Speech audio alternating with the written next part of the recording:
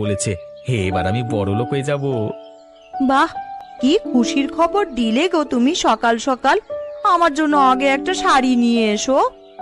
দেখিস বাবা, যাই করিস বেশি লোভ করতে যাস না। অতি লোভে তাঁতি নষ্ট, কথাটা নিশ্চয়ই শুনেছিস। না না, কিছু হবে না। আমি এখন যাচ্ছি সোনার দোকানে বিক্রি করতে। তারপর আমি আমার গিন্নি আর মায়ের জন্য একটি করে শাড়ি কিনে নিয়ে আসবো। তোকে বেশি লোভ করতে বারণ করেছি। আমার তেমন কিচ্ছু চাই না, শুধু সংসার চলে গেলেই হবে। মা, সুযোগ যখন এসেছে ছেড়ে দেবে কেন? এবার আমরা বড়লোক হয়ে যাব। ঠিক আছে, আমি এখন সোনার দোকানে গেলাম। বেশিক্ষণ দাঁড়াতে পারছি না, এসে কথা বলবো। কি আনন্দ! এবার আমরা বড়লোক হয়ে যাব। বড় লোকদের মতন হাব ভাব দেখাবো, ভালো ভালো খাবার খাবো, ভালো ভালো জিনিসপত্র পরবো। বৌমা, বেশি লোভ করতে নেই, আমি আবারও বলছি। মা, কিচ্ছু হবে না, দেখুন না শুধু। আচ্ছা দাদা, একটা ভালো সোনার কানের করতে কত টাকা মতো খরচ আছে? সোনার যা দাম, তাতে তুমি যদি মোটামুটি একটা কানের তৈরি করতে চাও তাহলে 2000 টাকা লাগবে। সে কি 2000 টাকা? আর একটু কম করে হবে না? দেখো ভাই, তুমি আমাদের গ্রামের ছেলে, আমার সম্পর্কে ভালোভাবেই তুমি জানো আমি কাউকে ঠকিয়েছি না ঠকাইনি। সোনার যেমন দাম চলবে সেই অনুযায়ী গহনার দাম হবে, এখানে আমার কিছু হাত নেই। হ্যাঁ, তোমার কি আছে বলো? তেমন কিছু না, হ্যাঁ একটা সোনা বিক্রি করবার আছে, মানে সোনার পালক। সোনার পালক? বাবা, আচ্ছা কই দাও তো দেখি, কত টাকা দাম দেওয়া যায় দেখছি ওজন করে। এই নাও, এই ঠিকঠাক করে দেবে কিন্তু, হ্যাঁ? ওজন করে যা বুঝলাম তাতে এটা কমপক্ষে 10,000 টাকা দিতে পারবো, তার বেশি নয়। আচ্ছা আচ্ছা, তাই দাও। কি আর করা যাবে, আমি ভেবেছিলাম 12,000 টাকা হবে। না ভাই, আমি এই সোনার পালকের জন্য এত টাকা দিতে পারবো না। আচ্ছা, তুমি 10,000 টাকাই দাও, কি আর করা যাবে।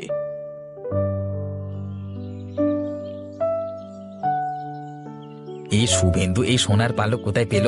ওর তো সেরকম সামর্থ্য নেই যে করিয়ে রাখবে। আরে যেখান থেকেই পাক না কেন, আমার কাছে যখন বিক্রি করছে তখন তো আমি নেবই। আর তোমার গহনাটার কি হলো? আমি একটু চিন্তা ভাবনা করে তারপরে আসবো।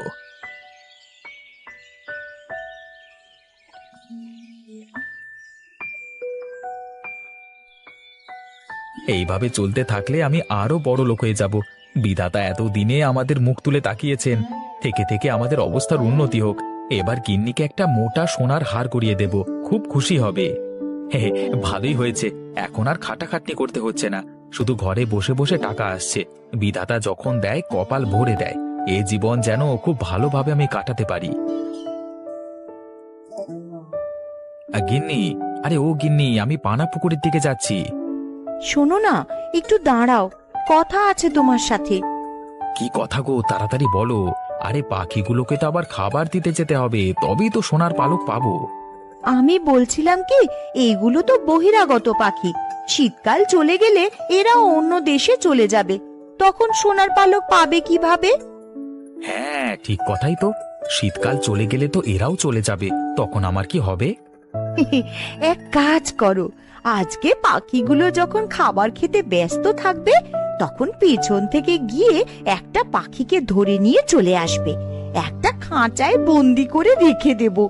এবার আর রোজ রোজ পানা পুকুরে না গেলেও চলবে, আর শীতকালটা চলে গেলেও আমাদের কাছে রোজের একটা করে সোনার পালক আসবে। হ্যাঁ, বুদ্ধিটা তো তোমার বেশ ভালো। শীতকাল বলেই পানা পুকুরে এত বহিরাগত পাখি এসেছে, শীত চলে গেলে তো এরাও নিজেদের দেশে ফিরে যাবে। বাবা, এত লোভ করতে যাস না রে, এতদিন পর্যন্ত অনেক সোনার পালক দিয়েছে, আর দরকার নেই।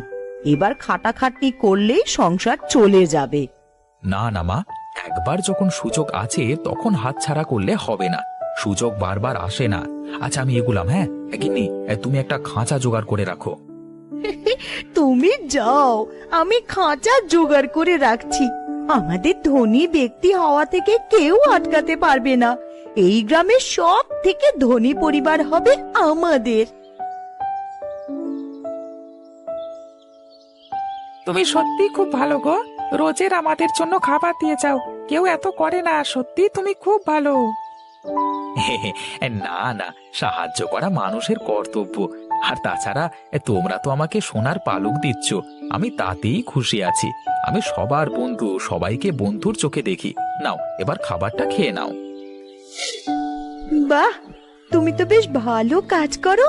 বললাম আর কাজ হয়ে গেল। আরে অত কথা বলো না, খাঁচা কোথায়? বড্ড ছটফট করছে পাখিটা, খাঁচায় ভরে দিতে হবে। এই তো খাঁচা পাশেই আছে, তুমি পাখিটাকে ভরে দাও। এবার আমরা প্রত্যেক দিন একে অল্প অল্প খাবার দিয়ে দেব আর সোনার পালক পেয়ে যাব। আমাকে ছেড়ে দাও বলছি, আমাকে ছেড়ে দাও। তোমাদের আমরা প্রতিদিন সোনার পালক দিয়ে সাহায্য করি, আর তোমাদের মনে এরকম ছিল? এখন তুমি খাঁচায় বন্দি থাকবে, সারা জীবন আমাদের পালক দিয়ে যাবে, বুঝলে? এই যা, উড়ে গেল। তোমার দ্বারা একটা কাজও হয় না। এবার কি হবে? আমাদের ভবিষ্যৎ উড়ে গেল তো। কি হবে এবার? তুই কোথায় চলে গেছিলিস? আমরা সকলে তোকে কত খোঁজাখুঁজি করেছি। আমি নিজে থেকে কোথাও যাইনি, ওই শুভেন্দু আমাকে জোর করে ধরে নিয়ে গেছিল। যখন সবাই খেতে ব্যস্ত ছিল তখন পেছন থেকে এসে আমাকে ধরে নিয়ে চলে যায়। কি সব বলছিস তুই? উনি তো খুব ভালো মানুষ। কেউ ভালো মানুষ নয়, সোনার পালকের লোভে আমাকে ধরে নিয়ে গিয়ে খাঁচায় বন্দি করছিল। মানুষটা সামনে থেকে দেখতে খুবই ভালো, কিন্তু ওর মন কুবুদ্ধিতে ভরা। সমস্ত দল শুভেন্দুর বাড়িতে উড়ে চলো, ওর সাথে কথা আছে আমার। শুভেন্দু, আমি তোমাকে ভালো মানুষ ভেবে এতদিন সাহায্য করতাম, আর তুমি নাকি এরকম করলে আমার সাথে। সত্যি আমরা ভাবিনি। আমরা ভেবেছিলাম তুমি নিঃস্বার্থভাবে আমাদের খাবার খাওয়াচ্ছ, কিন্তু সেটা নয়। না না, তোমরা ভুল ভাবছো, আমি তো কিছু করিনি। তুমি চুপ করো। তোমার কর্মকাণ্ড আমার জানা হয়ে গেছে। যেই থালাতে খেলে সেই থালাতেই ফুটো করলে কেন? তোমায় তো আমরা রুচি দিয়ে সোনার পালক দিতাম। যাই হোক, তোমার পানা পুকুরটা আমাদের ভালো লাগতো তাই আসতাম, কিন্তু আজকের পর থেকে আর আসবো না। শুভেন্দু, বৌমা, তোমাদেরকে আমি বলেছিলাম এত লোভ করতে যেও না, কিন্তু শুনলে না আমার কথা। এবার কি আর একটাও সোনার পালক পাবে? যাও বা রোজ একটা করে পাচ্ছিলে। মা, আপনার কথা শুনলেই ভালো হতো। রীতিমতন পড়ে থাকা পানা পুকুর থেকেও আমাদের রোজগার হচ্ছিল, কিন্তু নিজের পায়ে নিজেই কুড়ুল মারলাম আমরা। আর হাত কামড়ে কিছু হবে না, যা হবার হয়ে গেছে। এবার আবার আগের মতন জীবনযাপন করতে হবে।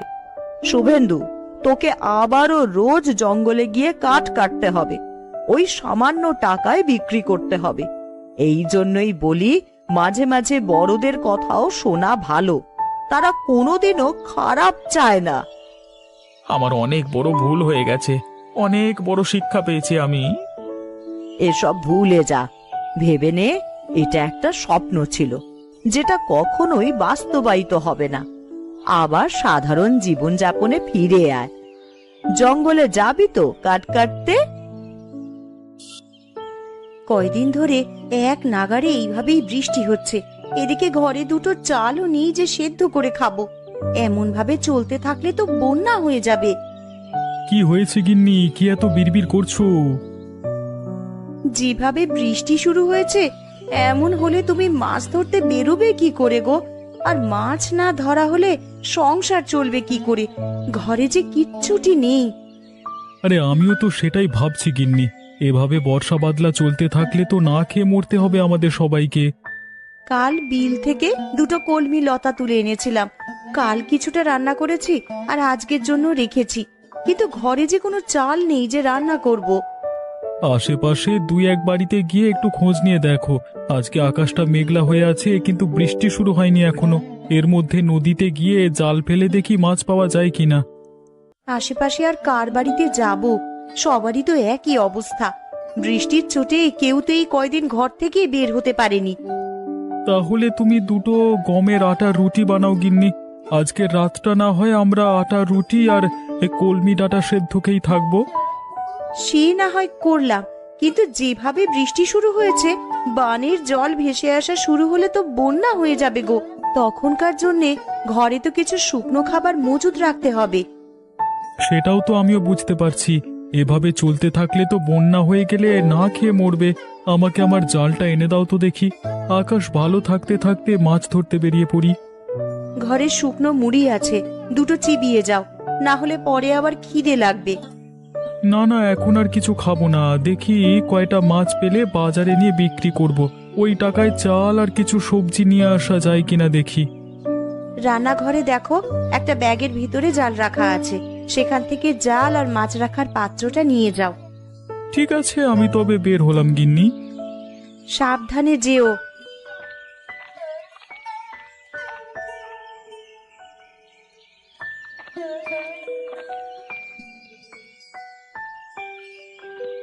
হায় হায় হায় হায়, কি হলো আমার? জমিতে যে জল জমতে শুরু করেছে। কিছুদিন হলো কেবল ধান তুলেছি, এখন জল জমলে যে আর গাছগুলো বাঁচবে না, সব জলের নিচে পচবে।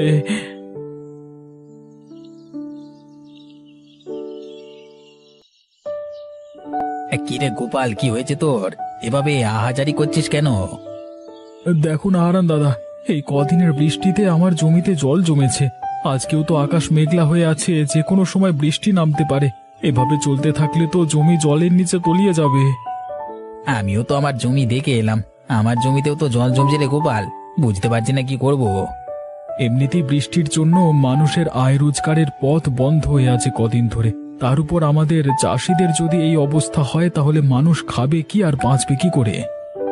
এখন থেকেই আমাদের আগাম প্রস্তুতি নিয়ে রাখতে হবে, নাহলে পরে আমাদের বিপদে পড়তে হবে। আমরা গরিব চাষাভুষো মানুষ, আমাদের নিজেদের জমানো তো তেমন টাকা পয়সা থাকে না। যা থাকে জমির কাজে লাগিয়ে দিই ফসলের আশায়। তা তুই ঠিকই বলেছিস গোপাল, আমরা তো ফসলের আশায় কত কি বিসর্জন দিই, আর শেষকালে যদি ফসলের এমন হাল দেখি, তাহলে তো আমাদের আর চাষবাস করবার ইচ্ছেটাই মরে যাবে।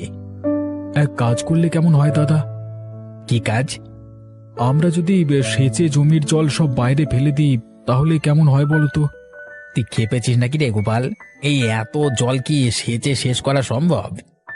কি করব বলো, জমির এমন হাল দেখে মাথায় যা আসছে তাই বলে ফেলেছি।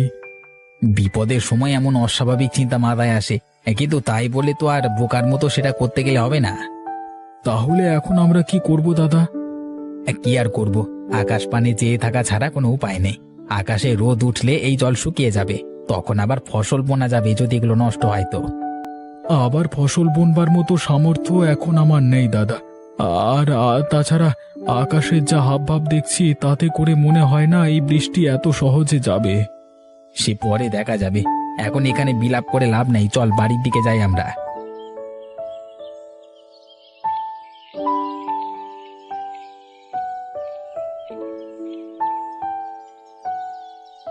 একটু সুযোগ পেলেই হলো, এই মেয়ে কাদামাটি নিয়ে খেলতে বসে যাবে।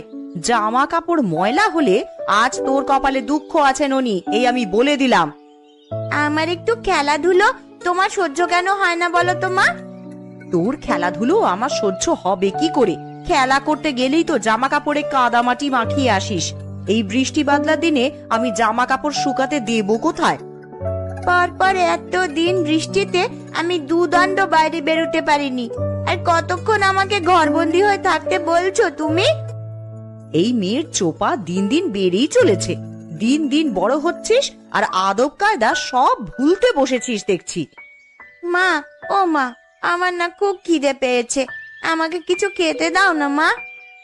একটু আগেই না গুড়মুড়ি খেয়ে খেলতে বসলি, এখনই তোর খিদে পেয়ে গেল? অভাবের স্বভাব নষ্ট কথাটা তো সত্যিই দেখছি। পেটের খিদে কি আর অভাব মানে বলো? আমার যে একটু বাদে বাদে খিদে পায় মা। গুড় মুড়ি যা ছিল সব তো খেয়ে সাবার করেছিস একাই, এখন তোকে আর কি খেতে দিই বলতো? ঘরে কিচ্ছুটি রাখার উপায় নেই তোর জন্যে। খাবার দেখলেই কখন খেয়ে শেষ করবি সেই চিন্তা তোর। এখন আমার খুব খিদে পেয়েছে, আমায় কি খেতে দেবে দাও। রান্নাঘরে পান্তা ভাত রাখা আছে তোর বাবার জন্য, সেখান থেকে কিছু ভাত নিয়ে খা, আর বাকিটুকু তোর বাবার জন্য রেখে দে। পান্তা ভাত কি দিয়ে খাবো মা? তরকারি কি কিছু আছে? না, পেঁয়াজ আর লঙ্কা দিয়ে ডোলে খা, দুপুরে কচু ঘন্ট করে দেবো খন। শুধু পেঁয়াজ আর লঙ্কা দিয়ে কি ভাত খাওয়া যায় নাকি? তুমি আমাকে অন্য কিছু বানিয়ে দাও না মা। ঘরে আর কিচ্ছু নেই রে মা, এখন পান্তা ভাত খা, একটু বাদেই তো আবার দুপুরের রান্না বসাবো। রান্না হয়ে গেলে তখন আবার গরম গরম ভাত খাস। ঠিক আছে মা, তাই দাও তবে আমাকে। তুই রান্নাঘরে গিয়ে নিজে নিয়ে খা না, আমি দেখি কচুগুলো কেটে ফেলি। আর সাবধানে যাস, উঠানে আবার পা পিছলে পড়লে কিন্তু ব্যথা পাবি।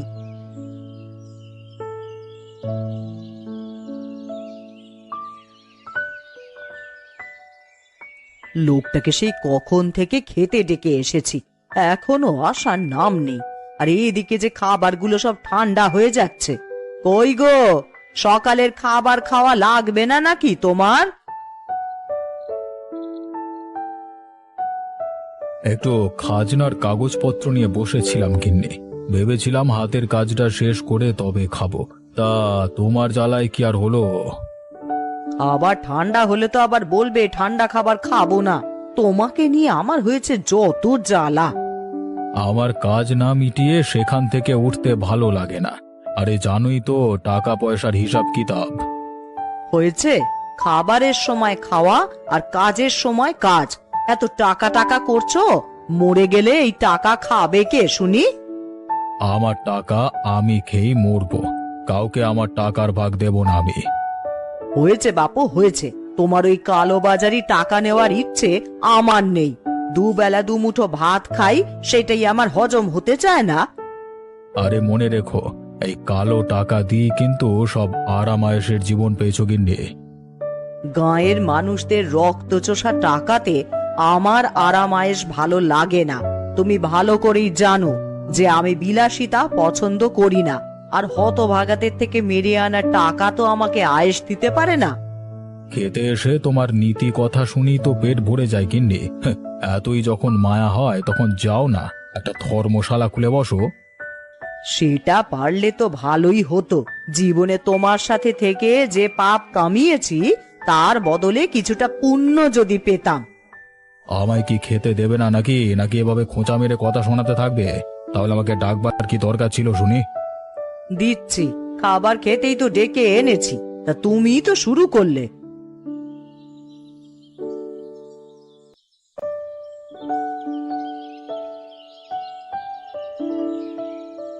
ননি, ও ননি, একবার এদিকে আয় তো মা।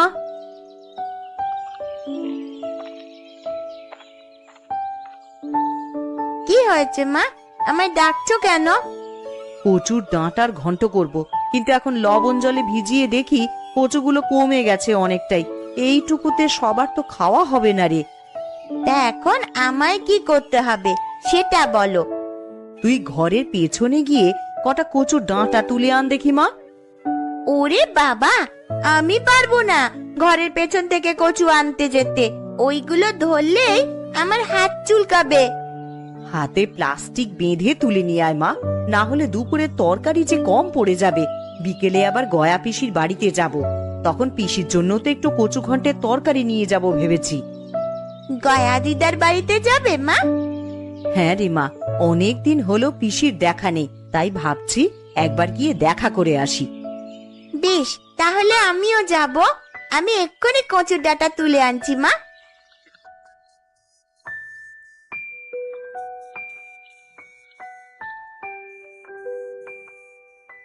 জয়াদি, ও জয়াদি, রান্না বসিয়ে দিয়েছো দেখছি। আমার তো এখনো কিচ্ছু করা হলো না গো। আরে কমলা যে, আয় বস এখানে। না দিদি, বসতে আসেনি, আমি এসেছি তোমার কাছে কিছু চাইতে। কি চাইতে এসেছিস কমলা? ঘরে রান্না করার মতন কিচ্ছুটি নেই দিদি। এখন কি রান্না করব ভেবে পাচ্ছি নে। কাল কটা কলমির ডাঁটা তুলে এনেছিলাম, তাই দিয়েই কালকের দিনটা কোনো রকমে চলেছে। আমার ঘরেও তেমন কিছু নেই রে কমলা। এই দেখ না, ননিকে ঘরের পেছনের জমি থেকে কটা কচুর ডাঁটা তুলে আনতে বলেছি। আমাকে আজকের চাল দেবে দিদি? আমি কাল আবার দিয়ে যাব তোমায়। ওমা, থাকলে কেন দেব না, ওইখানে চালের মটকা থেকে চাল নিয়ে যা তুই। উনি রাতে চাল নিয়ে এলেই আমি কাল সকালেই চাল ফিরিয়ে দিয়ে যাব তোমায়। সেসব নিয়ে তোকে ভাবতে হবে না, এখন চাল নিয়ে গিয়ে রান্না বসা যা, না হলে ঠাকুরপো বাড়ি এলে কি খেতে দিবি? ঠিক আছে দিদি।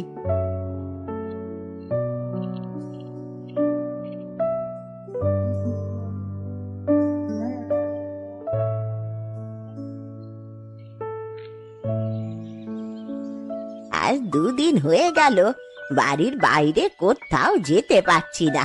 এইভাবে জলবন্দি হয়ে কি থাকা যায় নাকি? ঠিক মতো দুদিন রান্না খাওয়াও হচ্ছে না।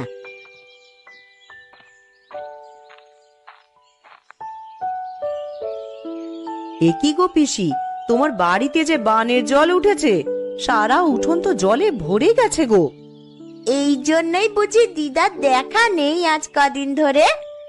ওরে তোরা আস্তে আস্তে আয় এদিকে, দেখে শুনে পা ফেলিস, আবার উঠানে পা পিছলে জলে পড়ে যাস নে তোরা। তা এইভাবে জলবন্দি হয়ে আছো, আমাদের একটা খবর দিলেও তো পারতে পিসি।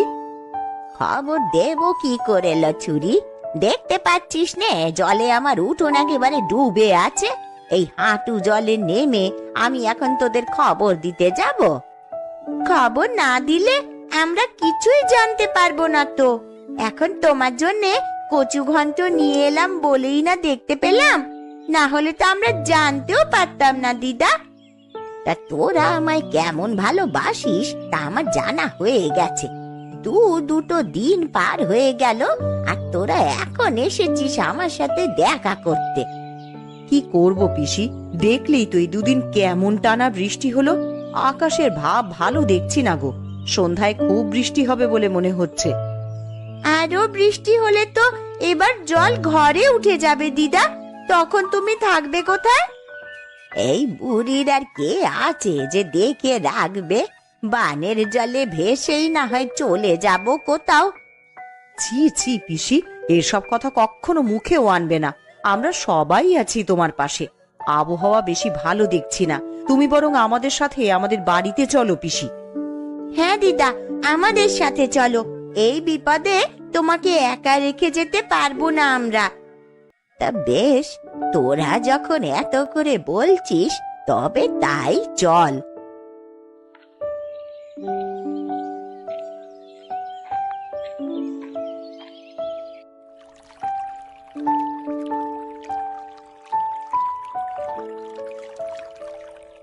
ভাগ্যিস কিছু শুকনো খাবার এনেছিলে, না হলে তো আমাদের দুর্ভোগের শেষ ছিল না।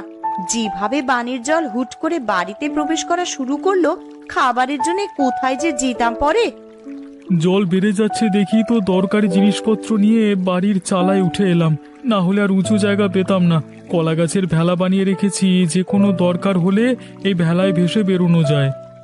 কিন্তু যেইভাবে চারপাশে বানের জল বাড়ছে, আমার যে বড্ড ভয় হচ্ছে গো।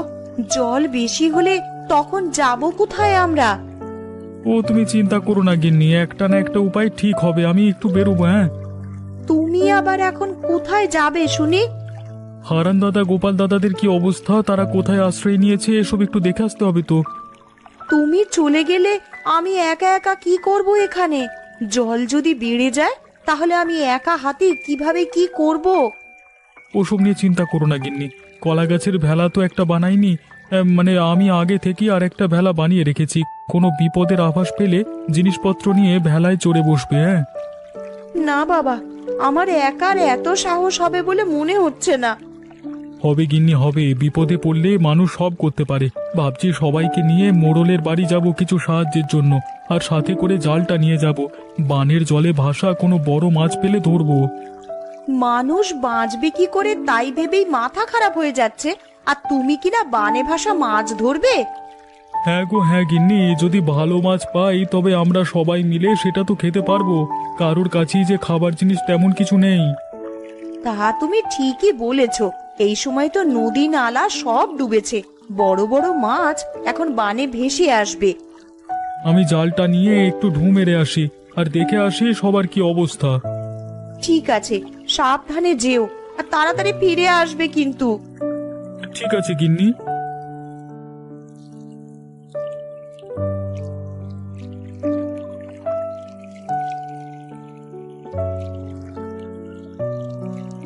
একদিনের মধ্যেই কত জল উঠে গেছে, এইভাবে বানের জল আসতে থাকলে তো সারা গ্রাম জলের নিচে চলে যাবে।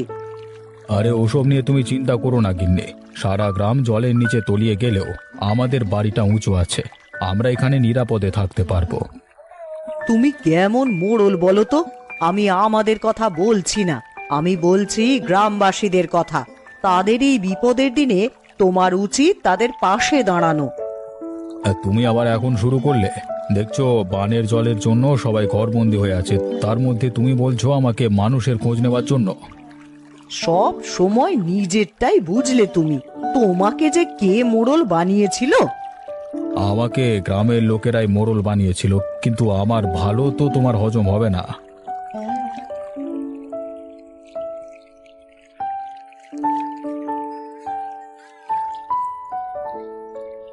মোড়ল মশাই, মোড়ল মশাই বাড়িতে আছেন নাকি?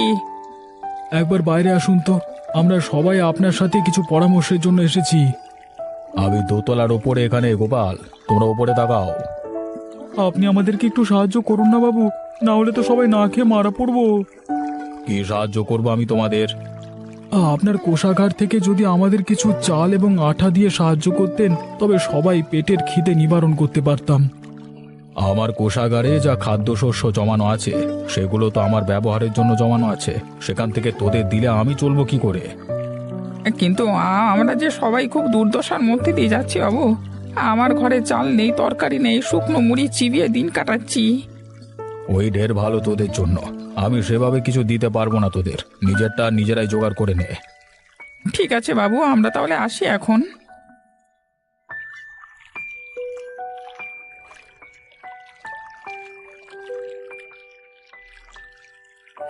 ও মা, দেখো ওই দেখো, কত বড় একটা মাছ দেখা যাচ্ছে বানের জলে।